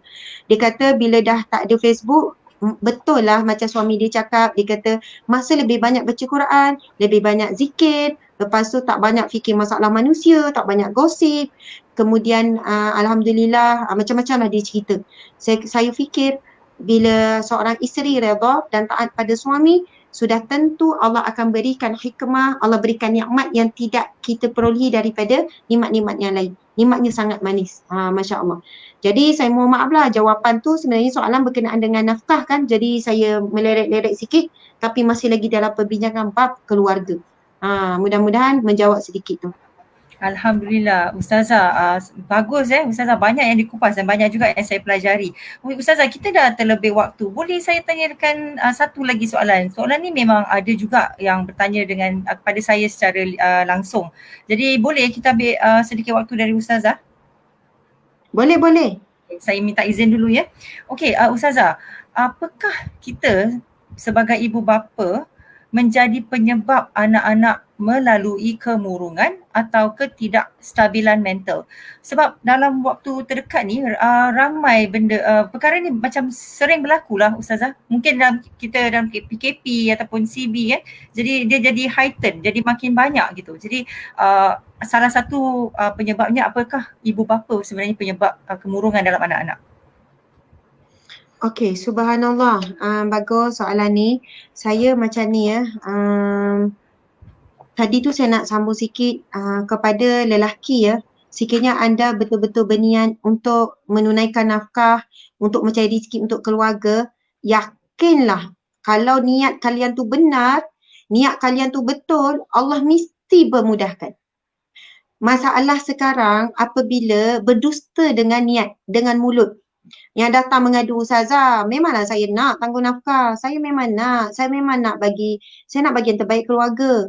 Saya kata, habis tu apa masalah? Dia pun ceritalah masalah ni gini-gini. Saya kata, Tuan, masalah sebenarnya Tuan tak nekat betul-betul ni. Niat tu tak betul-betul. Sebab subhanallah, macam zaman dululah, atuk-atuk kan. Zaman-zaman orang tua dulu, zaman orang perempuan tak keluar bekerja, anak ramai macam mana pun tapi cukup rezeki Allah bagi. Maksudnya, pertama seorang lelaki, bila dah nikah, dia sebagai seorang lelaki, mesti nekat dia kuat. Okey, ya Allah sekarang aku sebagai seorang lelaki, aku sebagai seorang suami, sekarang dah ada anak-anak, ya Allah, aku akan berusaha untuk cari rezeki yang halal. Untuk ahli keluargaku, ya Allah, untuk aku jalankan tanggungjawab aku dan tanggungjawab ini bukan sia-sia. Semuanya diberi pahala. Setiap sen. Sebab itu hadis Nabi sebut, nafkah, harta yang dinafkahkan, harta yang dikeluarkan, harta yang paling barakah, harta yang paling utama dikeluarkan oleh seorang lelaki adalah untuk ahli keluarganya. Jadi dia akan buat bersungguh-sungguh cari rezeki sungguh-sungguh, tidak berputus asa, insya-Allah Allah bukakan jalan. Tapi kalau sebenarnya dia tak nekat sungguh-sungguh pun, dia tak ada berdoa dengan Allah, tak buat salah hajat, maksudnya minta dengan Allah, jalan tu akan tertutup, dia tak akan nampak. Yang dia nampak adalah alasan. Susahlah sekarang. Sekarang ni Masya Allah, ada seorang sahabat saya dalam PKP ni banyak ahli suami lelaki yang hilang kerja. Maksudnya ketua keluarga yang hilang kerja. Tapi saya jumpa ramai lelaki yang hebat, yang nekat, yang dia tahu amanah ataupun tanggungjawab dia untuk mencari rezeki ni, untuk mencari nafkah ni, tidak boleh teralih kepada orang lain. Tak boleh. Maksudnya tanggungjawab tu mesti tetap ada di bahu dia. Apa pun alasan. Lalu dia keluar mencari rezeki. Lalu dia meminta pertolongan dengan Allah. Lalu Allah permudahkan dia jumpa orang-orang yang boleh tolong dia. Ada sahabat saya ni, dia toke besar. Adalah toke besar sekian-sekian. Bila PKP, bisnes polingkop dengan pekerjanya apa semua, dia buat apa? Dia buat Grab food. Maksudnya buat Grab food. Kita tahu Grab food sekarang memang ramai lah orang buat. Nak kerja Grab food pun jadi makin dah payah dan sebagainya. Tetapi rezeki Grab food ni, dia berbeza-beza. Ada orang tak berhenti dia pagi sampai petang. Ada orang pula tak ada pun orang panggil. Sebab itu kita kata kunci rezeki ni berbeza. Siapa yang ada kunci rezeki, iaitu ada hubungan dengan Allah, maka walaupun kerja dia sama, tapi job dapat tu berbeza. Sama juga dengan orang bawa Grab car, sama juga orang bawa taksi. Saya berapa kali naik taksi kan, subhanallah, naik macam Grab car ke apa ni kan. Saya tanya, macam mana Encik? Macam mana ni, ramai tak klien? Dia kata, Alhamdulillah, kalau keluar pagi tu sampai petang tak putus lah. Saya kata, peliknya Encik, sebab saya tanya banyak juga, saya suka tanya soalan tu. Ada yang jawab, payah nak dapat klien, duduk situ berjam tak dapat, seorang pun susah. Susahlah sekarang ni gini-gini. Saya akan tanya, apa rahsia Encik ya? Dia kata, tak adalah rahsia apa Puan, dia kata. Kita kena jaga solat, itu paling utama. Jaga solat, saya percaya. Rezeki ni Allah punya, bukannya klien punya, bukannya syarikat tu punya. Rezeki ni Allah, milik Allah, jadi Allah akan bagi kepada siapa yang dia mahu. Jadi kalau waktu solat dia kata Zuhur masuk, Asar masuk, saya tak akan ambil klien, saya akan solat dulu. Yang tu memang kena jaga. Kadang saya dah keluar sebelum subuh, tapi masa subuh misi solat, kalau boleh dia kata tak ada apa-apa, usaha solat di awal waktu. Sebab itu Masya Allah, pendapatan, bisnes, gaji mungkin kita hilang tapi rezeki tak hilang sebab Allah dah tetapkan. Allah ya Razak, Allah yang maha memberi rezeki, Allah ya Ghani yang maha kaya, Allah yang Muni yang maha memberi kekayaan. Jadi saya yakin seorang suami yang betul-betul nekat, Hati dia tu Allah tahu, kita tak boleh tipu hati niat kita. Kalau betul-betul ya Allah, aku nak menanggung nafkah keluarga sini sekian-sekian. Lepas tu minta pula lidah ni berdoa, ya Allah murahkanlah rezeki, tunjukkanlah jalan-jalan, pintu-pintu rezeki ya Allah, untuk anak, untuk isteriku ya Allah, sekian-sekian. Pasti insya-Allah Allah akan hantarkan pertolongan, Allah akan buka jalan. Isteri pula, subhanallah, jangan duduk marah je. Bang, macam mana ni bang, nak makan ni bang, macam mana ni anak-anak ni, macam mana ni bang, tak keluar-keluar rumah ni, gini-gini. Tugas isteri ketika ini, berdoa setiap kali lepas solat, waktu yang mustajab, antara doa waktu mustajab. Ya Allah, murahkanlah rizki suamiku, ya Allah, permudahkanlah urusannya, ya Allah, jumpakanlah dia, ya Allah, dengan orang-orang yang boleh menolongnya, ya Allah. Sekian-sekian. InsyaAllah kalau suami isteri ini kuat untuk meminta dengan Allah, berusaha, pasti ada jalan, pasti ada. InsyaAllah. Bismillah. Minum air sikit. Okay, Alhamdulillah. Terima kasih Ustazah. Belum. Yang belum. Tu. Saya nak jawab tu, saya nak jawab. Okey, sekarang isu anak kemurungan, anak kemurungan, anak tak happy dan sebagainya. Subhanallah, saya nak bacakan dua kisah sebenarnya, bagaimana antara punca kadang-kadang anak kemurungan ni ataupun suami kemurungan dan sebagainya. Maksudnya antara punca tu banyak lah. Antaranya adalah mungkin sikap seorang ibu yang sangat suka membebel. Kan kecil hati kan. Saya pun membebel juga tuan-tuan perempuan, nama pun perempuan. Kadang aduhai membebel tu kata lagi penceramah, wallahu alam. Jadi kadang-kadang kemurungan anak sebab membebel ni, perkataan ni bila keluar perkataan yang mengecilkan hati, perkataan yang menyedihkan, ia akan memberi kesan lebih lama berbanding makanan yang masuk dalam tubuh badan. Ini kalam ulama ya. Kata-kata yang keji, kata-kata yang menyakitkan hati lebih lama berdiam, lebih lama di dalam tubuh, di dalam hati seseorang yang mendengar itu daripada makanan yang berada di dalam tubuh. Kalau kita makan makanan 2 jam, 3 jam proses dia akan keluarlah. Tapi kata-kata yang menyakitkan hati boleh lama. Lama mana? Boleh bertahun-tahun kadang-kadang tu. Walaupun Bismillah. Walaupun kadang kita nampak kata-kata tu macam biasa, tapi kalau diulang-ulang, contoh kita sebut kepada anak tu, kamu ni buat masalah lah pada mak, kenapa selalu menyedihkan, tak macam mana orang lain contohnya, kamu ni sekian-sekian. Anak tu kadang-kadang ada anak-anak yang tidak mampu menanggung kata-kata sedemikian. Kadang-kadang anak tu membesar dengan rasa mak dia tak sayang, ayah dia tak sayang. Kadang-kadang dia dah set dah kepala dia, tak ada apalah tu, nak membebel je sampai hilang hormat. Dia begini, apabila kita cakap sesuatu yang menyakitkan hati ataupun berlebihan daripada keperluan, akan mendatangkan hilang hormat, akan mendatangkan minat ataupun keinginan untuk mendengar, akan mendatangkan suatu perasaan yang na'udzubillah kebencian. Kita tak nak sampai peringkat itu kan. Maksud anak kita ni bila dengar suara kita dia tu rasa bingit. Walaupun perkara tu perkara yang baik. Okey, sekarang saya nak bacakan. Antara ini buku ni Mendidik Gaya Rasulullah Sallallahu Alaihi Wasallam. Mendidik Gaya Rasulullah Sallallahu Alaihi Wasallam. Buku ini keluaran Galeri Ilmu. Okey. Saya bukan nak jual buku ni ya, tapi ini antara buku yang saya baca supaya saya lebih menjadi ibu yang berilmu lah. Ilmu sangat penting ya, kita sebagai ibu ayah mesti membaca.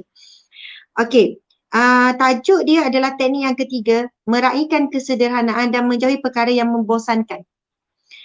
Okey, teknik ni, ibu bapa tak boleh menjadi ibu bapa yang membosankan anak-anak.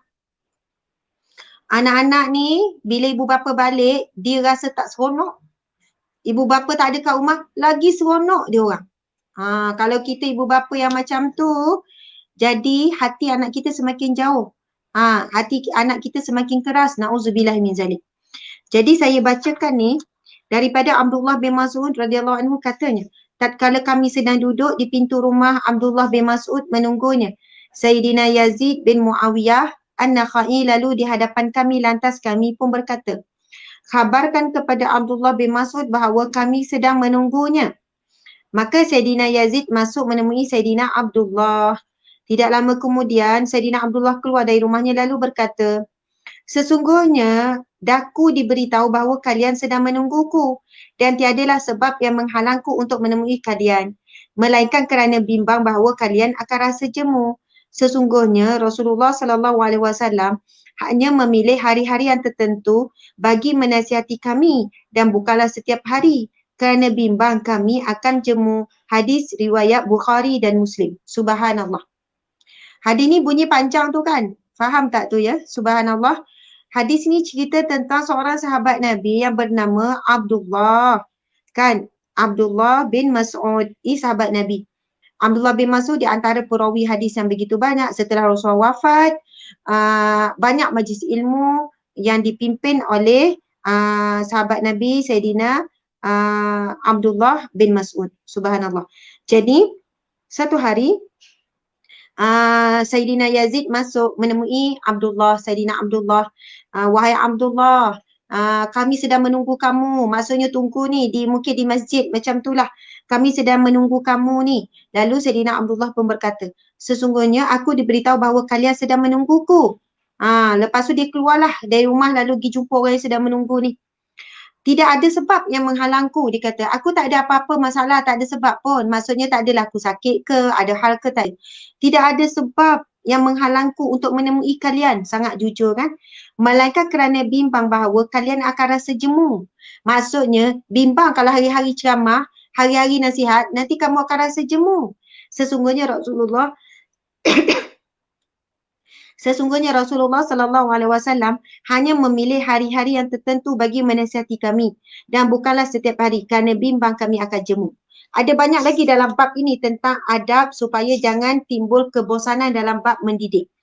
Jadi muslimin muslimat sekalian, sahabat Nabi Abdullah bin Mas'ud menyebutkan tadi, Rasulullah sendiri dalam bab memberi nasihat, menyampaikan apa-apa ceramah ke ucapan di hadapan para sahabat, Nabi tidak lakukan hari-hari. Kerana Nabi kata perkara tersebut walaupun perkara baik, walaupun ceramah, walaupun nasihat, walaupun kita kata ni mak nak nasihat ni tapi hari-hari nasihat. Pagi, petang nasihat selalu tapi sering bebel tapi kita ubahlah kepada nasihat. Bila menimbul rasa jemu, ia telah menjauhkan diri orang tersebut daripada nasihat itu walaupun nasihat itu baik. Dan kaedah ini digunakan oleh para sahabat semua. Maksudnya, diselang-selikan supaya tak rasa jemu. Bila rasa dengan nasihat tu rasa manis. Begitu juga dengan Rasulullah sallallahu alaihi wasallam. Contoh macam ni lah tuan-tuan puan-puan sekalian. Makanan sedap. Apa makanan yang sedap? Kalau lauk apa? Contoh ikan tiga rasa lah. Ikan siakap, ikan kerapu tiga rasa. Kan sedap tu. Tapi kalau hari-hari lah hidang lauk tu, sedap tak lagi? Tak sedap dah tuan-tuan puan-puan sekalian. Tak sedap dah.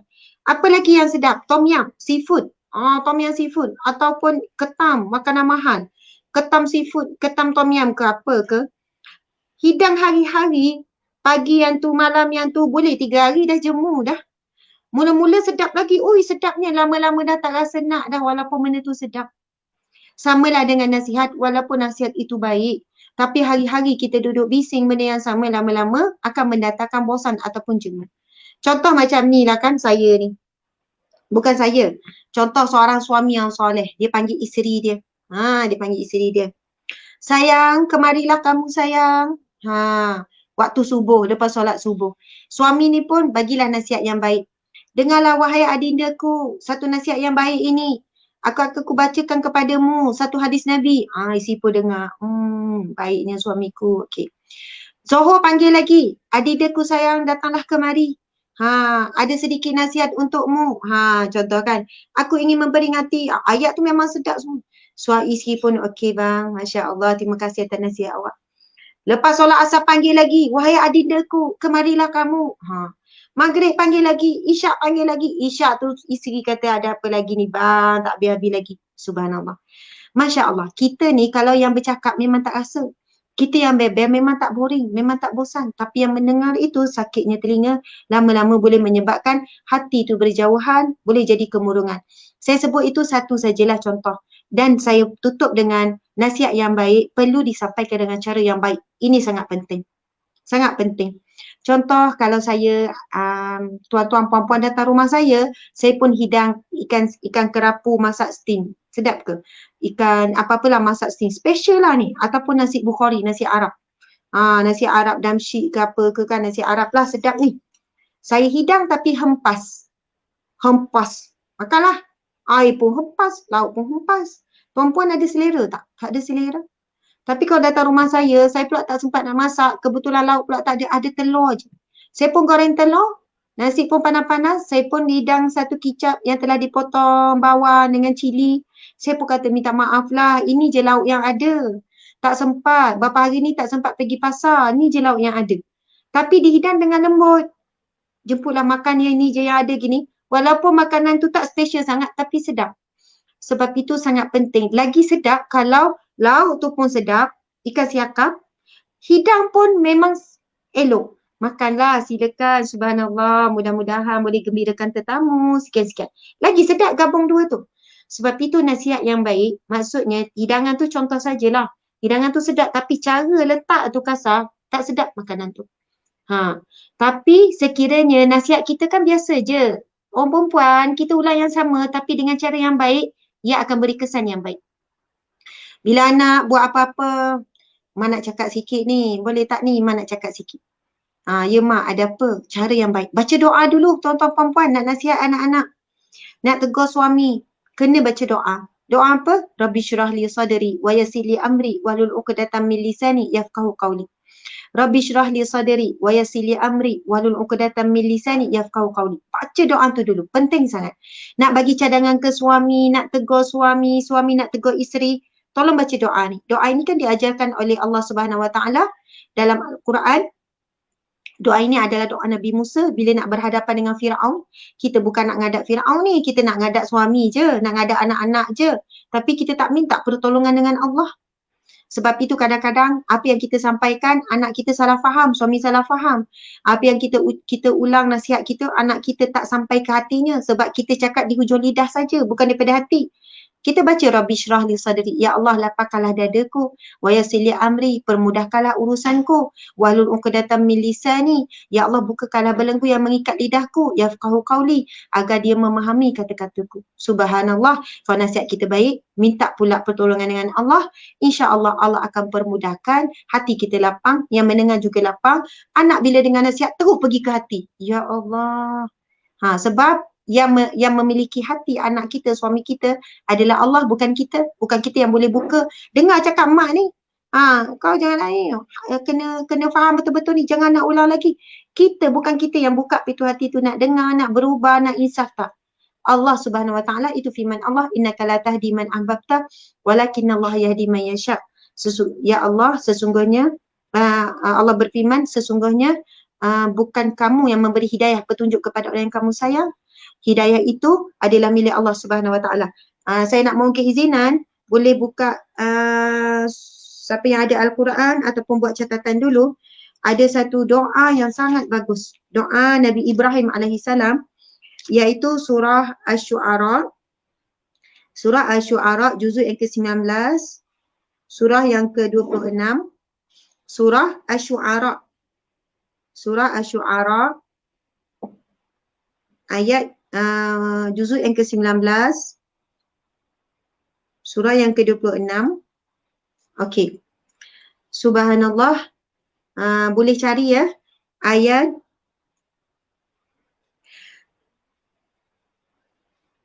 yang ke-83. Ayat 83 hingga ayat yang ke-85. Subhanallah. Muslimat, ibu ayah, anak-anak sekalian, sahabat-sahabat sekalian, jadikanlah ini satu doa amalan kita. Masya Allah, doanya sangat indah. Tapi sebelum baca doa tu, cuba tengok dulu firman Allah ni, surah Asy-Syu'ara daripada ayat yang ke-78. Sebab sebelum Nabi Ibrahim meminta dengan Allah, Nabi Ibrahim memuji Allah dulu dengan pujian yang sangat indah. InsyaAllah saya akan bacakan. Nanti tuan-tuan perempuan cuba buka Al-Quran surah Asy-Syu'ara ni. Kalau Al-Quran biasa yang dengan terjemahan pada muka surat 370. Surah Asy-Syu'ara bermula daripada ayat yang ke-78. Itu pujian Nabi Ibrahim dulu terhadap Allah Subhanahu Wa Taala. Bismillahirrahmanirrahim. Allazi khalaqani fahuwa yahdin wallazi huwa yut'imuni wa yasqin wa idza maridtu fahuwa yashfin wallazi yumituni thumma yuhyin wallazi atma'u an yaghfira li khati'ati yawmiddin rabbi habli hukman wa alhiqni bis salihin waj'al li lisana sidqin fil akhirin waj'alni min warasati jannatin na'im. Sadaqallahul azim. Allahu akbar, subhanallah. Nabi Ibrahim alaihi salam memuji Allah Subhanahu wa taala dengan pujian yang sangat indah, iaitu allazi khalaqani fahuwa yahdin. Dialah yang menciptakan aku dan dia yang memberi petunjuk kepadaku. Nabi Ibrahim sebut dia ni siapa? Allah. Dialah Allah yang menciptakanku dan dialah yang memberi hidayah kepadaku. Wallazi huwa yut'imuni wa yasqin, dan dialah yang memberi kepadaku makan dan memberikan kepadaku minum.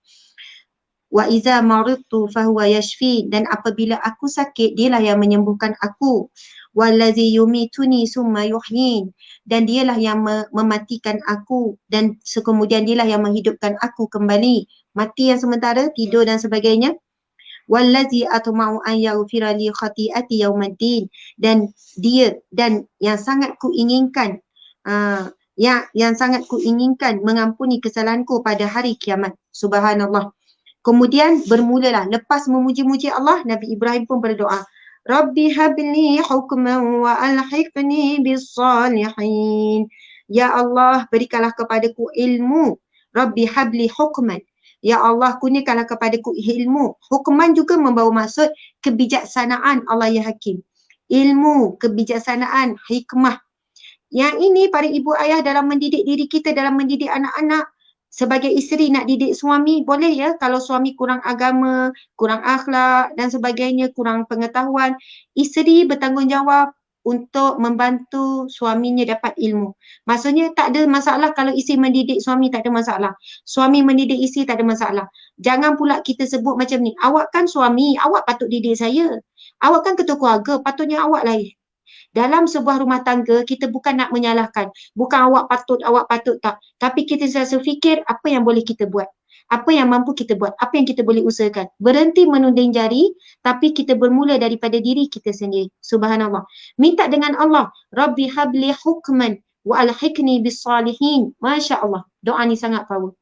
Apa maksud dia? Ya Allah, berikanlah kepadaku ilmu, kebijaksanaan, hikmah dan masukkanlah aku di kalangan orang-orang yang saleh.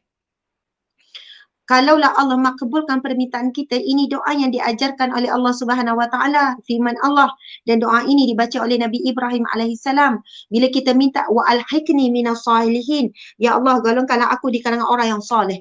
Orang yang saleh, orang yang Allah jaga hidupnya. Allah jaga rizkinya, Allah jaga hubungannya, Allah jaga akhlaknya, Allah jaga akidahnya. Kalau dia tiba-tiba ada buat akhlak yang buruk, Allah terus menegurnya, terus Allah beri rasa bersalah. Sebab hari ni ramai orang berkata keji, tak rasa berdosa, tak rasa bersalah. Sebab hilanglah dia rasa. Mungkin hatinya na'udzubillah dah ditutup oleh Allah daripada merasakan perkara itu adalah buruk, keji dan sebagainya. Sambung lagi doa ini. Waj'alni lisana sidqin fil akhirin. Dan jadikanlah aku buah mulut yang baik bagi orang-orang yang datang kemudian. Saya masa jumpa ayat ni kan kata, ya Allah, subhanallah, indahnya doa ni. Jadikanlah aku buah mulut yang baik bagi orang-orang yang datang kemudian. Waj'alni lisana sidqin fil akhirin. Setelah kita mati besok, kita mohon supaya aib kita tetap ditutup oleh Allah dan hanya perkara-perkara yang baik saja yang menjadi sebutan manusia. Lepas kita meninggal, kita harap anak-anak kita sebut benda yang baik-baik je. Teringat dekat Umi sekian-sekian. Tak ada dia teringat benda yang buruk. Mujola dah meninggal, kau tak serik. Na'udzubillah. Maksudnya lepas kita meninggal, kita tinggalkan dua perkara. Yang buruk pun kita tinggalkan, yang baik pun kita tinggalkan. Tapi kita mengharapkan yang menjadi sebutan orang yang kita tinggalkan adalah perkara yang baik-baik sahaja. Sebab dengan itu menjadi satu pahala buat kita. Bila orang sebut yang baik-baik, maksudnya dia dapat kebaikan. Dia dapat kebaikan daripada perkara tersebut. Maka insya-Allah kita akan berterusan dapat pahala. Sebab itu doa ni berbunyi waj'alni lisana sidqin fil akhirin, dan jadikanlah aku buah mulut yang baik bagi orang-orang yang datang kemudian. Waj'alni min warasati jannatin na'im. Subhanallah. waj'alni min warasati jannatin na'im, dan jadikanlah aku termasuk orang yang mewarisi syurga yang penuh kenikmatan. Masya Allah, indahkan doa ni. Waj'alni min warasati jannatin na'im, dan jadikanlah aku termasuk orang yang mewarisi syurga yang penuh kenikmatan. Kalau kita baca lagi firman Allah tu, dia menyambung lagi, waghfirli abi innahu kana minadh dhalin. Ya Allah, ampunilah dosa ayahku kerana dia di kalangan orang yang sesat. Sebab Nabi Ibrahim kita tahu diuji dengan ayah tidak mahu mengucap kalimat syahadah, ayah dia seorang yang membina patung dan sebagainya. Wala tukhzini yauma yub'ats, dan janganlah engkau hinakan aku pada hari mereka dibangkitkan. Subhanallah. Allahu Akbar. Muslimin muslimat sekalian, itulah daripada saya. Kadang-kadang kita duduk cari jalan penyelesaian yang lain. Masalah anak, masalah suami, masalah anak. Rupanya masalah sebenar adalah diri kita sendiri yang jauh daripada rahmat pertolongan Allah Subhanahu Wa Taala. Sebab itu kita jangan fokus kepada masalah. Kadang-kadang fokus pada masalah jadi stres, jadi sedih, jadi rasa macam kita bukan orang yang bertuah. Kenapa aku dapat anak macam ni? Kenapa aku dapat suami macam ni? Kenapa rezeki aku sempit? Kalau kita fokus pada masalah, kita akan rasa tertekan. Tapi bila kita fokus kepada memperbaiki diri, memperbaiki hubungan dengan Allah, insya-Allah automatik masalah itu selesai. Kadang-kadang Allah beri kita masalah bukan untuk diselesaikan, tetapi untuk kita kembali kepada Allah. Itu saja. Akhirnya Allah akan menyelesaikan masalah kita tersebut. Sebab itu kalau orang tanya apa kaitan zikir, apa kaitan istighfar? Istighfar, taubat, zikir, amal-amalan soleh sangat berkait rapat dengan segala yang berlaku di sekeliling kita. Sama ada masalah dengan anak, dengan suami, semua itu ada kaitan. Kalau kita dah buat amalan-amalan tersebut, barulah kita akan nampak. Dengan kita buat amalan-amalan zikir, istighfar secara rutin, selawat, baca Quran, solat di awal waktu, jaga solat, jaga wuduk, belajar wuduk dengan sempurna, tutup aurat, insya-Allah Allah tak akan sia-siakan usaha kita. Apabila kita di kalangan orang yang Allah cintai, pasti Allah akan membantu hidup kita di dunia dan akhirat. Pasti Allah akan mengasihi dan mencintai. Kita bila sayang orang, cintakan orang, walaupun orang tu tak minta apa-apa dengan kita, kita tetap akan beri dan kita akan menguruskan dan fikirkannya. Begitu juga dengan kita, insya-Allah, mudah-mudahan. Saya mohon maaf salah dan silap, terlebih cakap, terlebih kata dan sebagainya. Mungkin ada ilmu yang tersilap, tidak benar, saya mohon maaf, mohon dibetulkan. Mudah-mudahan Allah mengampuni kita dan Allah berikan kita kurniaan ilmu yang barakah yang mampu kita beramal. Kemudian Allah kurniakan kita kesabaran dalam mendidik diri kita dan mendidik anak-anak. Dan Allah golongkan kita semua di dalam syurganya yang penuh kenikmatan. Amin ya rabbal alamin. Sekian wabillahi taufiq wal hidayah. Assalamualaikum warahmatullahi wabarakatuh. Waalaikumsalam warahmatullahi wabarakatuh. Alhamdulillah, subhanallah, Ustazah, banyak hal yang kita pelajari pada hari ini ya. Saya ingin mengucapkan terima kasih sekali lagi kepada Ustazah Asma Harun yang telah sudi menjayakan episod kami kali ini.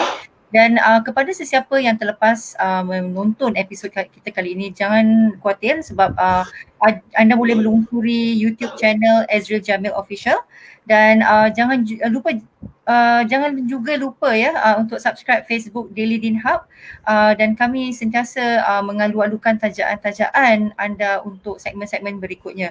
Dan oleh itu, terima kasih sekali lagi untuk Ustazah kerana meluangkan waktu kita pada hari ini. Jumpa lagi di episod yang akan datang, insya-Allah. Akhir kalam, wabillahi taufiq wal hidayah. Wassalamualaikum warahmatullahi wabarakatuh.